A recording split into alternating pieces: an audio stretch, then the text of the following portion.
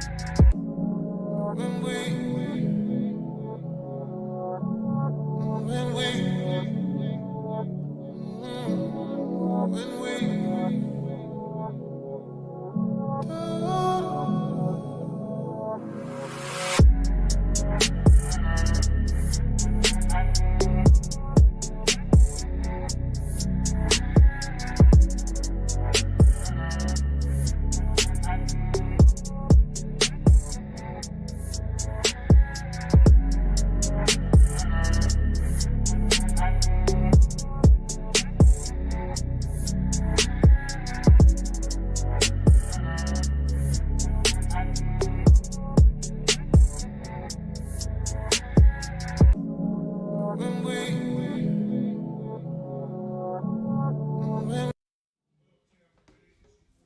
Hello, hello, hello. This is the African Queen, and you are listening to Taboo Talk on Power Plug Radio. You can find Power Plug Radio on Facebook, Instagram, Twitter, and you can also find us by going to www.powerplugradio.com and finding the widget on our on our webpage. You can also find us on the Google Store, the Apple App Store, and also on Amazon Alexa. So I'd like to thank you for joining us tonight. And tonight's topic is suicide in the Black community. And we have a very wonderful guest host today, my sister from another mother. I call her Missy, but y'all know her as Yolanda. What's up, girl? Hey, everyone. How you doing today? I'm wonderful. And just so everyone will know who I am, we could just stick with Missy. That's fine. So we're going to talk about, like I said, we'll be talking about suicide in the Black community. It's a touchy topic when you talk about suicide, period. We've seen a big increase in suicide since COVID has happened. A large increase in depression, which of course we know can lead to suicide. But, suicide has always been that hush topic in the Black community and talk about it. For many people, uncle, auntie, mama, daddy could have committed suicide, and the children and the cousins and everybody, they would have never known, Right. They'd have just said that, they died, they had some problems, They transitioned on. They transitioned on. They didn't tell you, What the anything. reason. Right, and it was just something that when someone talked about suicide, if they talked about their depression, they talked about suicide, one of the first things, especially if you told grandma, she'd be like, baby, go, talk to God about it, and not saying that that's not a part of a process, but that's not enough. Right. And so suicide is in the community is something that's near and dear to me. I do suffer from depression. I know those feelings.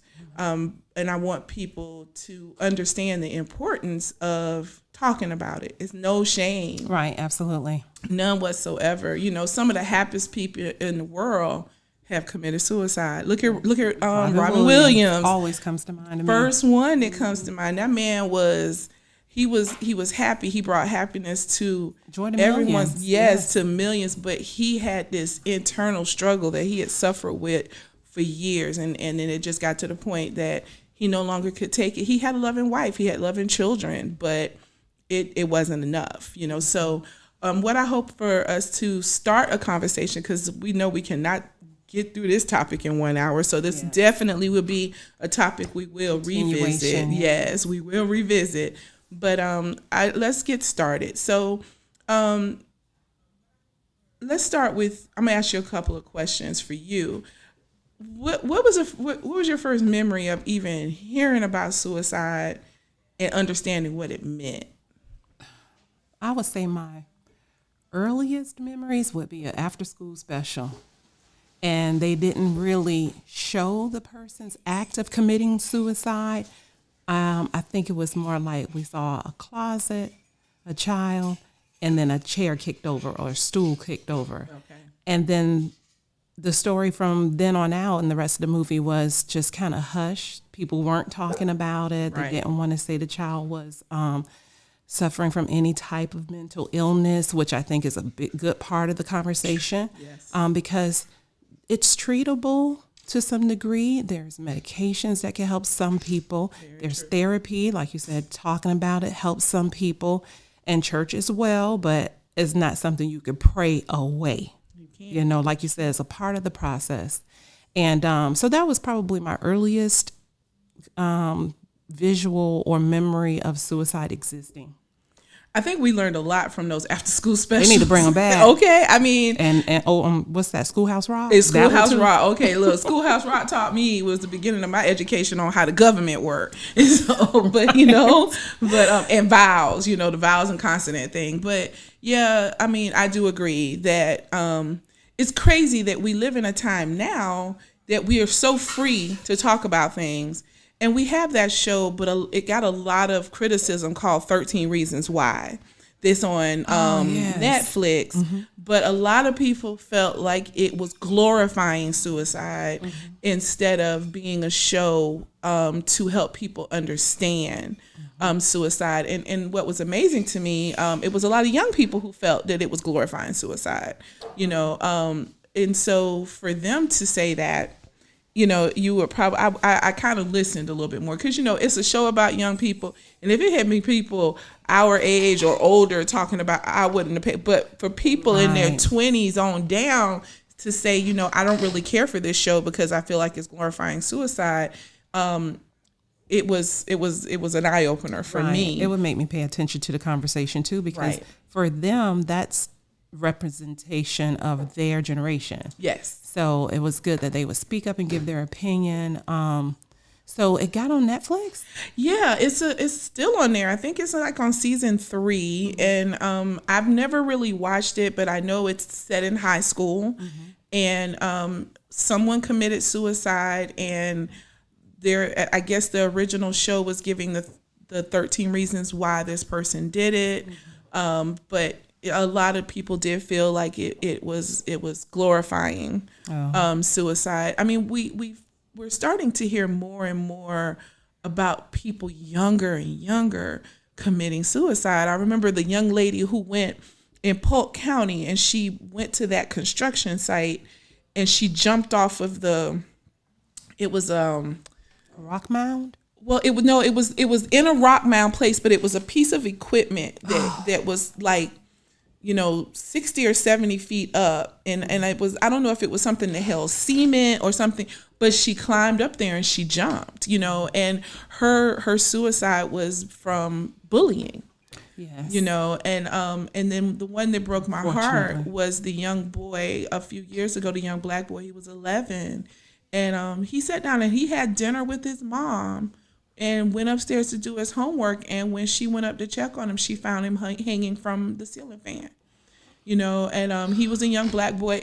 Bullying once again, and bullying has gotten bad. I mean, don't get me wrong. I was bullied, and it hurt.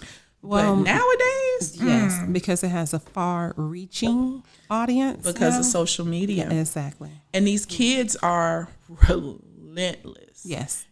So, when you're dealing with someone who's already sad, who's probably already looking in the mirror and seeing things that they don't like. And I remember what it's like to be a teenager. It's hard. Yeah. It was hard. Somebody asked me, when you want to be a teenager again? Hell no. No. That's all right. No thanks. No, I would not. I can think of moments during my teenage time at Lakewood and at Bay Point that maybe I would like to go visit those particular moments, but to relive being a teenager, nah, I'm good. I don't think anybody.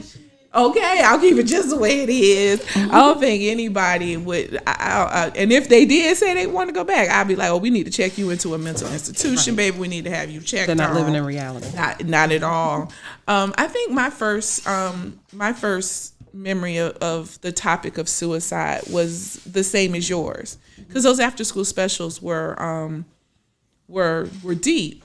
And I remember not knowing, not really understanding, and going and asking my mom.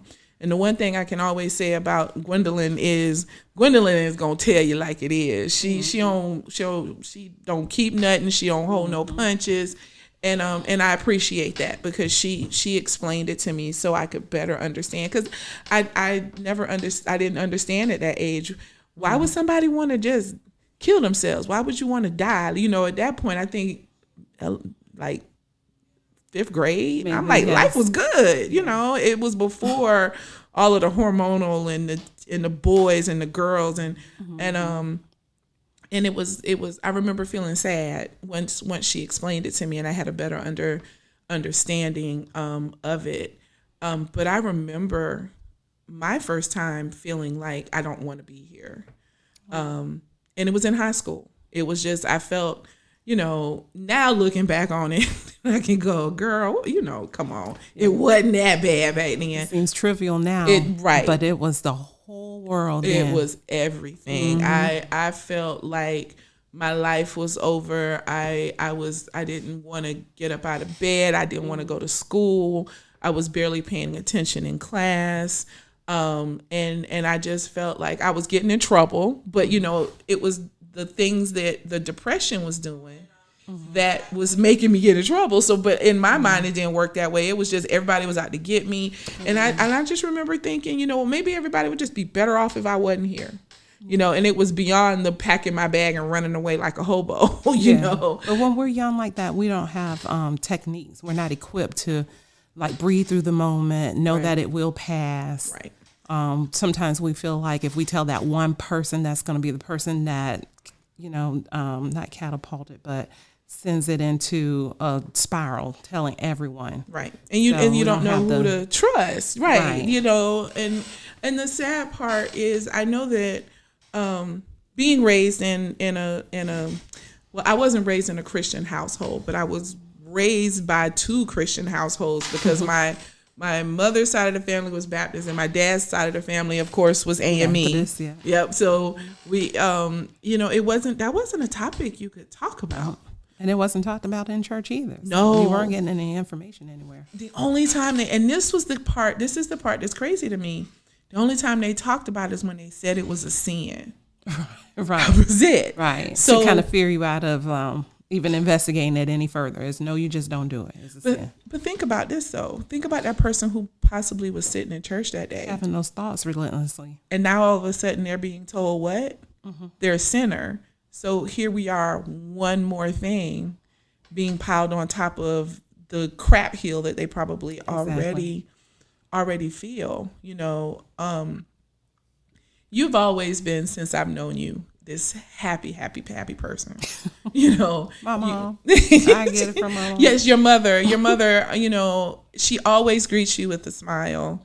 You know, and that can be misleading for people because if they're used to seeing you that way, then you're supposed to be that way 24/7, 7 days a week, 365 days a year. You know, you're not allowed to be anything else. We forget that we have those down times. Oh, absolutely. We have them, you know, and we have the ability to cope with them. Yeah. So, you know, for you, what is some of your coping mechanisms to get you through some of those rough times? Well, thinking of the next day. Okay. Even though right now it's really big on like stay in the moment, you know, be in the moment. But if it's a rough patch, I do want to think of what's my end goal? Is it worth pushing through? Yes, of course it is. Okay. It always is. And just trying to see the future outcome for something that may make me feel like, oh, it's overwhelming. This is just some insurmountable pressure or anything like that I would try to think of. But the end result could be better. The next day could be better. Right. Hell, sometimes the phone ring is the next second and it's better. It could be better. So just hanging in there sometimes is the victory. Getting through the next minute could feel triumphant. Having your little niches, your affirmations, your prayers. I mean, and I don't want anyone listening to believe that we're not saying prayers is not an answer, but it's not the answer. It is a part of it's a part the answer. Of it. And I know that for me, people see me, I always have a smile and I try my best and thank you. And but I make it very clear that that's not my reality all the time. Yeah.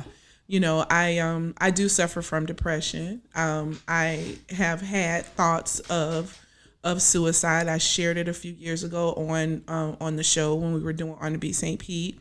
It's not an easy thing to talk about, but it's my reality. And I have to accept that. I have to accept that this is a part of me. I do have a mental illness. Depression is a mental illness, and I have to acknowledge it in order to be able to make my way through it. Right. When you have people who you talk to about it and then they downplay it or dismiss it completely or criticize you, right, you're being selfish for thinking that way, but the one thing that I want to say to anyone who's listening, if anyone ever comes to you and says that they are thinking about harming themselves, first of all, that took everything for them to come and say that.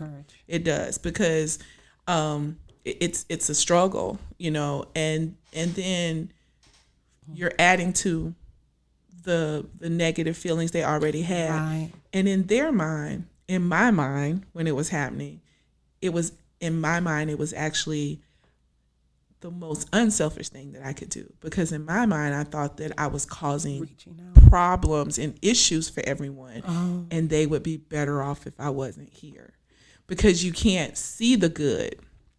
You can only see the negative, so, my son is my everything, but, I felt as though in that moment, he'd be better off without me. Luckily I had someone that I reached out to that helped me through that moment to get me to the next moment. And it was funny when you said the thing about thinking about the next day, because when I started counseling, she told me, I don't want you to think about a week from now. I want you to think about what you want for tomorrow. Just tomorrow. And then when tomorrow isn't too overwhelming, think about what you want in the next 3 days. And so she finally got me to a point where she said, I want you to plan it was the middle of June, and she was like, I want you to plan your birthday party.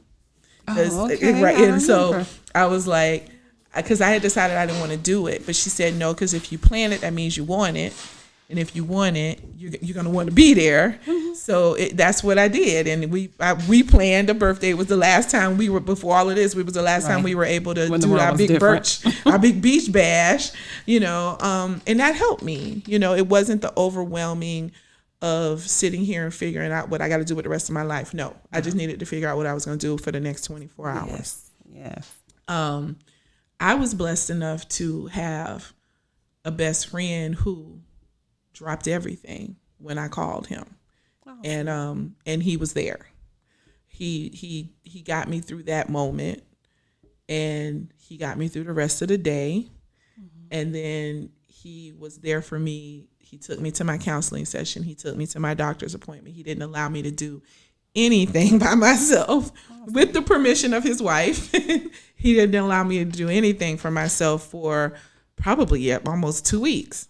Oh, wow. But he got me over that hill. Yeah. So it's important that when someone says something to you to please don't criticize them. Right. They have to be mindful of that. Yeah. They, whether it's a child, whether it's a teenager, an adult, a middle-aged, oh my God, I'm middle-aged.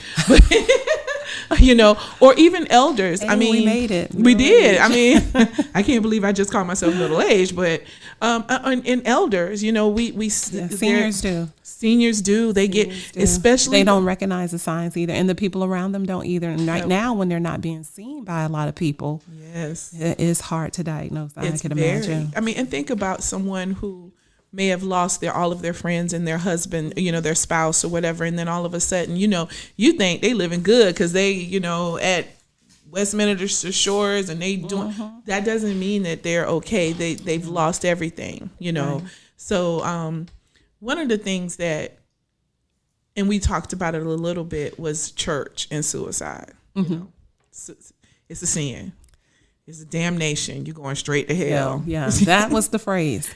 It's when the word suicide would come up, and they wouldn't even be in the audience. It would be like one pew member telling church secretary or pastor or youth pastor or just another member on the pew. If it comes up, the other person would quickly dismiss it by saying, well, if you do that, you're going not just to hell, you're going straight to hell. What? Like it was a different route. Like right? You getting there so quick. Yes. Like poof, you gone there. Yeah, you're in hell now. And there you go. And I mean, and it was like, I remember I've always been inquisitive. And so I remember hearing the whole poof straight to hell. Mm-hmm. And then a couple sermons later down the road, I remember them saying that as long as you ask God for forgiveness, mm-hmm. He will forgive you. Mm-hmm. So here my mind going. And I said, well, what if I ask God for forgiveness before I die? Mm-hmm. Even though I was like, okay, God, I can't get the bench back under my feet. Please forgive me. I made it, mm-hmm.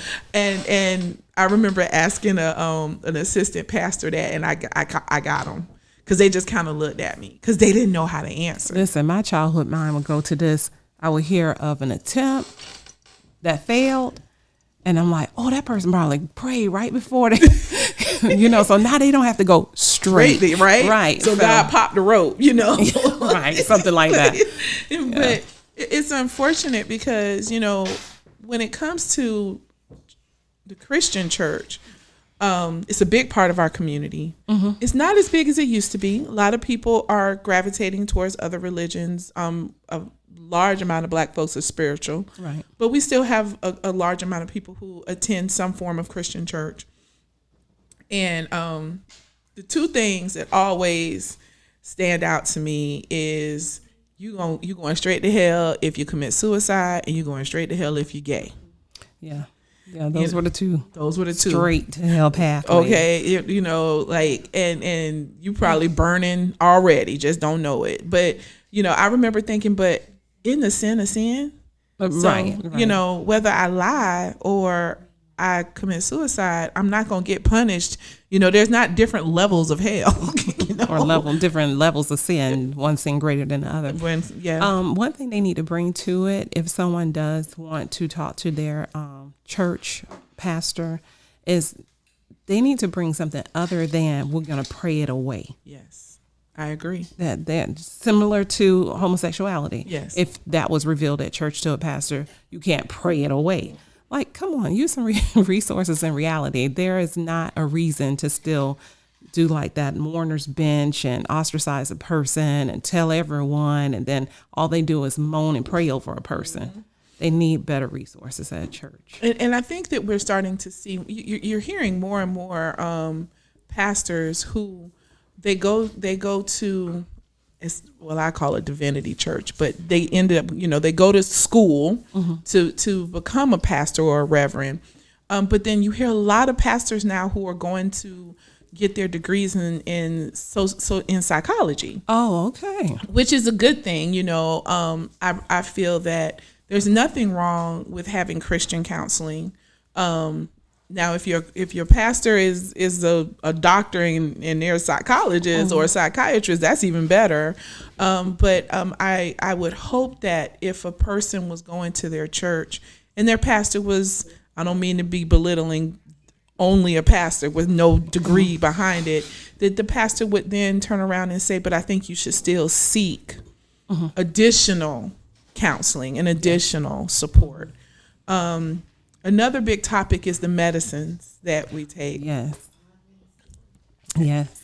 And so when we come back from break, we're going to talk about it because there's so many feelings. There's similar to Black people not wanting to take vaccines or medication, period, because right. of the history of mistrust. Yes. There is, because a lot of Black people, older, I would say senior patients, they may talk to their younger relatives. What do you think about this drug or medication? What do you know? So, the Bible on medicine is Google. Mm-hmm. And once they see anything negative about the medication, they don't trust it, or they'll turn their family member off from taking it. They wouldn't have given it any time to work mm-hmm. to see how it may affect them. Yeah. And we want to see a better response from the Black community concerning medication being therapeutic for this cause. And that's very true. and we'll talk about it a little bit more in depth. But one of the things you brought up a very, very good point with the Google. I call it Google University.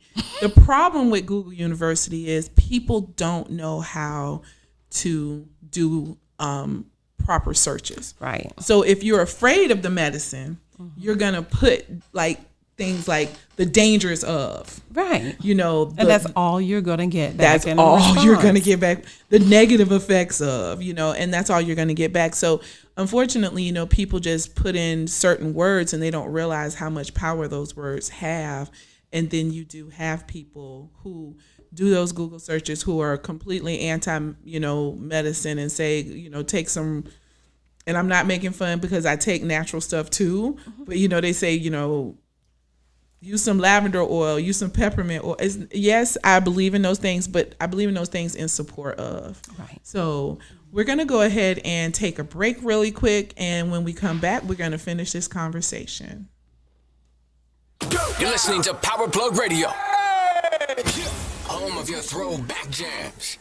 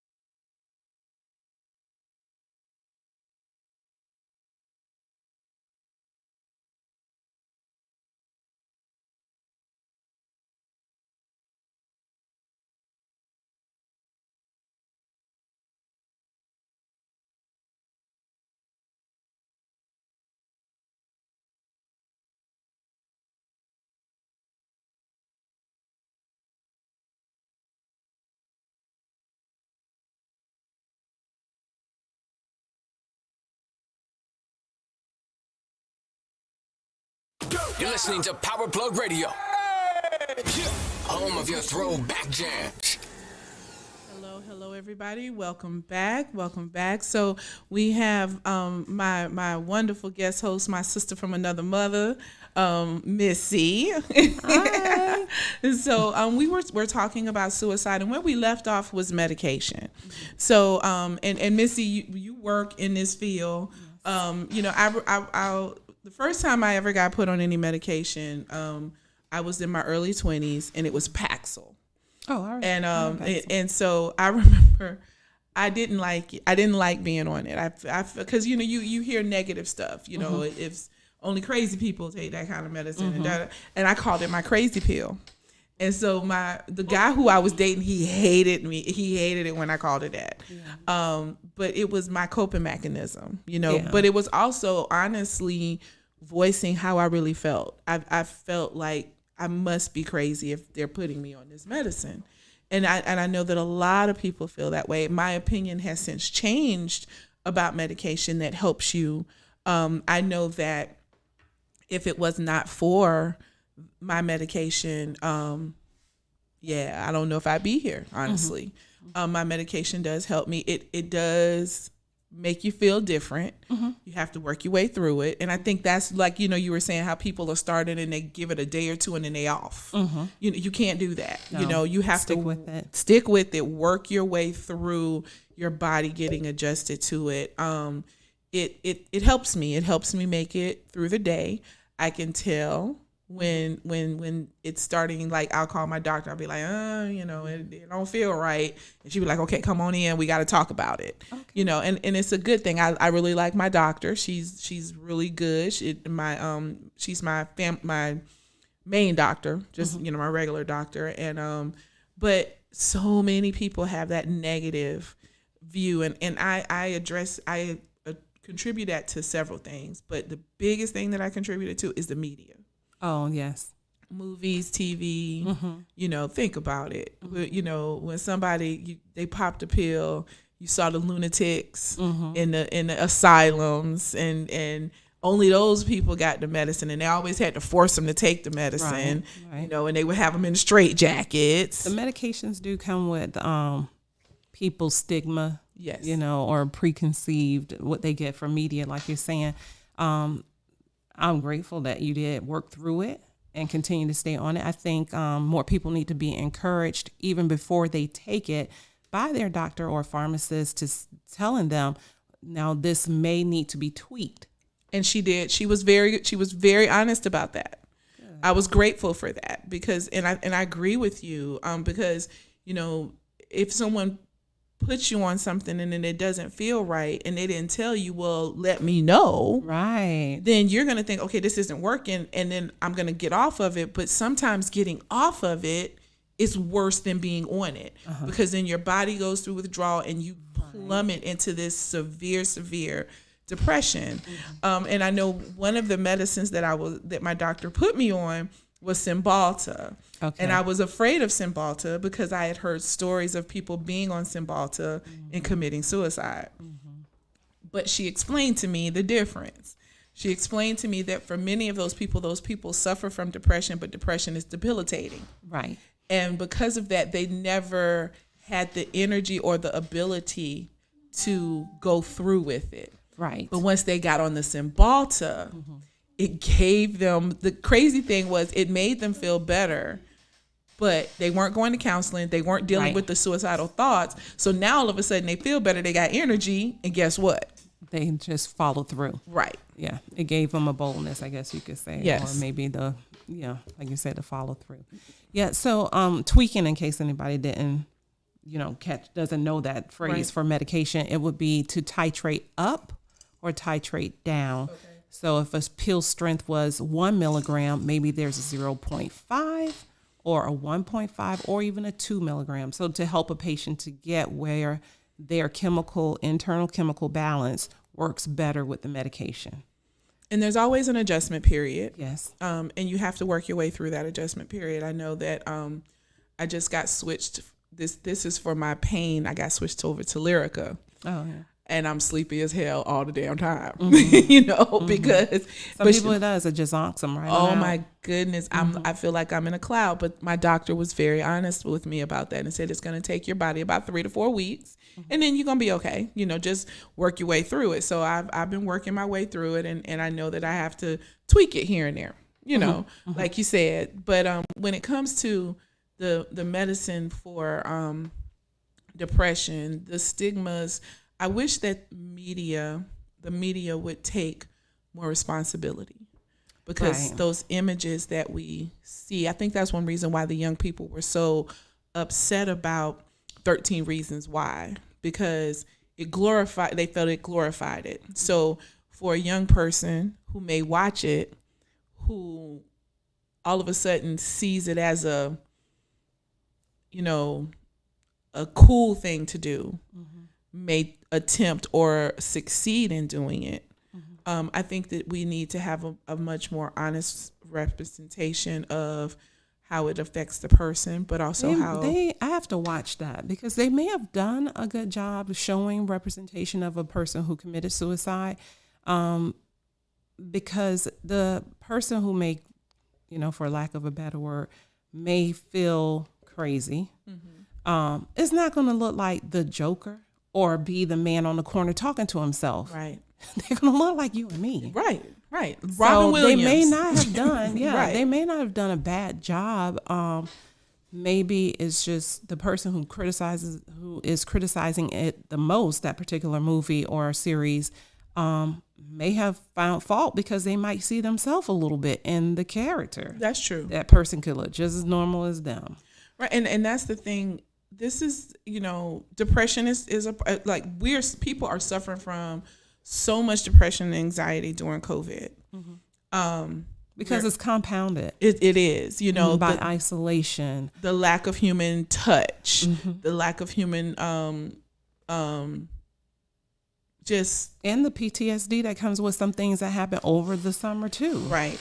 That are still unresolved issues, even though election is over and you maybe still there got- wasn't a black killing by a police officer in the last 24 hours. You know, the things that kind of get pushed away, the problem is still there. The stress is still there. If we hear an officer got shot, we're immediately starting to think, okay, who shot a police officer? Was it a black person? White person? You know, that's PTSD. We're still dealing with all of that. And, you know, it's and compounding it. I remember after Trayvon Martin was murdered, I remember reading an article maybe a year or so after that happened, and the article talked about social media in the Black community and how, because we're seeing more and more videos of people who are being killed by the police, and we're watching these videos, it's causing PTSD Right. in the Black community because of the effects of seeing these killings one after another. And then it's compounded with the fact that these people are getting away with it. Yes. You know, and so we have to take all of these things into consideration when it comes to the mental state, especially right now. You know, I know that when the insurrection happened on the 6th of January, I was all kind of like, my emotions were all over the place. Sometimes it's our deeper thinkers, our most empathetic people that feels very not heavy, but you feel more Yeah. because you're so empathetic. And my emotions were everywhere because I went from, oh my God, I can't believe they're doing this, to Outrage. to the outrage of how the fuck are you doing, to but you know Angry, like, why what? aren't If they- they'd were Black folks, Why aren't the they'd police all there? be dead, you know? And then it was like, how did they just go home? You know, how did nobody get arrested? You know, so it was like these just this wave of emotion. Dealing with Trump for the last 4 years was PTSD. The killings, you know, and then you had coronavirus. So many things. You know, I tried to find the joy in stuff. You know, we supposed to be in Jamaica for my birthday. Yeah. That got canceled. My son got married in September. We went Had from to a miss that 250 people down to 16 people. Yeah. Yes, the joy of my son getting married was still there, but you know, the disappointment for them. They were looking forward to celebrating this with their loved ones, and it went from, you know, Big wedding to just to 16 people, you half a know, dozen. and social distancing with, you know, my gift to the wedding party was masks. I made masks that said bridegroom, mother of the bride, mother of the groom. But I mean, think about it. That is just not a gift you think about giving at a wedding. But I gave that to all of the wedding party and all of the guests. You know, things have changed that much. Things have changed that much, and you know, being around my son made me happy. I saw the happiness in his eyes, but I also could see the disappointment. You know, and so we're dealing with that, and for some, the medication is what gets them through. You know, and we need to. I wish the media would be a little bit better on the representation of people who have different mental illnesses. There's so many out there. Yeah. And because medication is so personal, take the time to talk to your pharmacist and your doctor, ask questions, read, do balanced research. Yes, please. Balanced research, and get your questions answered and talk back. Yeah. Give them a response. When you feel different, say something. And then also take note if it's working well too, say something. So yes, medication could be a big part of the process. Yeah. So I would say don't be afraid to seek help in that way if you need it. Yeah. You know, and you know, when Robin Williams committed suicide, and what was the guy's name? The chef. He had the show where he went all over the world. Bordeaux. Oh yes, the eating guy. Yeah, Bordeaux. and he That's was his always last name. just so happy, and you know, people are thinking this man's traveling all over the world, and he's seeing all of this, and they found him dead from suicide in his hotel room, and then there was a I can't remember the musician's name, but he was in a rock band, and his wife released home video maybe about 4 or 5 months after he committed suicide. Wasn't the dog whisperer suffering from depression too? Yes. Yes, he Caesar? was. Yep, he was too. But this particular, she said, I released these home videos because I wanted you all to see. And, you know, these home videos were just days before. He looked like a different person. He was, yeah. I mean, they were having family game night, and he was laughing and telling jokes, and you know, he went shopping and had bought a whole bunch of stuff for some kids at a school. And I mean, all of these things that you would think, okay, this dude's good. And then, you know, she finds her husband dead. Same thing with Robin Williams. You know, his wife knew he suffered from depression, but she had no idea that it was going to finally go there. Overtake him. Right. And so one of the things that I tell people, listen to what they say, listen to what they don't say. Okay, how you do the don't? How do you listen to what they don't say? The things that are excluded. Okay. It's the things that they exclude, you know, where they're talking about it's the holiday season, but they don't talk about, you know, being with family for Christmas. Oh, okay. You know, listen to, you know, they don't talk about buying presents. You know, they don't talk about the future anymore. You know, people always think you're gonna have the woe is me, I'm sad, no, you know, because like I said before, when you're going through this, if you're thinking about this, you're thinking that it's the best thing to do. So the one thing you don't want to do is worry your people. So you're not going to sit up there all the time and do the woe is me. Most of the time, the people who do the woe is me, they're calling out for help because they don't want to do it. Okay. You know, that's their only way of knowing how to get someone to listen. But for those people who are really, really wanting to do it, they don't want anybody to stop them. Oh, yeah. So they're not going to give those, you know, they're not going to stand on the top of a mountain and say, I'm getting ready to jump off this mountain when there's 20 people who can drag them back. You know, they're just not going to do that. So it's listen to what they say, but it's really listen to what they're not saying. Listen to what they don't say. Okay. You know, make sure that you understand that this is real for them. You know, a person who doesn't suffer from depression won't understand completely, But just because you don't understand doesn't mean you can't be open and listen and be there for that person. Right. You know, it's an up and down thing. I know there's times when I'm good and there's times when I'm not. You know, I ride that wave, and I'm pretty good at it. I'm surfing that wave pretty good. But I'll be very honest. I know that if it was not for certain people around me, and honestly for the medication that I do take on a daily basis, this would not be easy. It wouldn't be easy at all. You know, when it comes to our children, please listen to them. You know, this bullying is no joke. Yeah. And kids are mean. Like, I can imagine that's really hard. yeah. And then there's groups. Here's the other thing. Parents, please be very vigilant of what your kids are doing on social media. There are groups, and they as quick as they close them down, they open back up. But there are groups that for people who are depressed and thinking about committing suicide, they go to these groups, and the people in the groups as support can encourage them to do it. So if this is what you want to do, yes, this is what I want to do. Okay, well, I'm going to encourage you to do it. I'm going to help you complete your mission.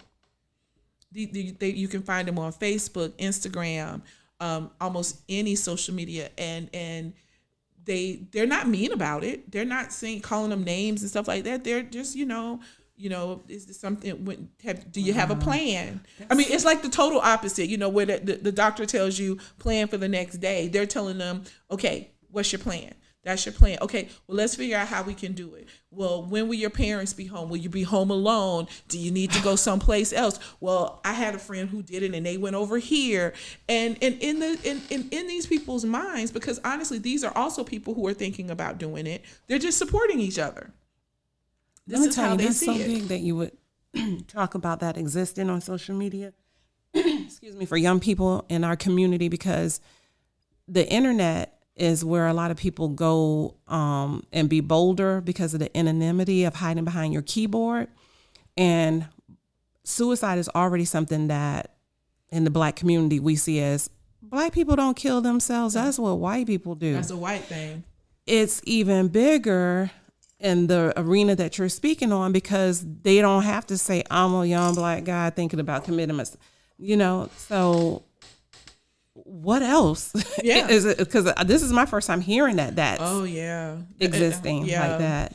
I found out about them because a young lady who committed suicide, I read her story, and her mother talked about it, and they had found her history after she was gone.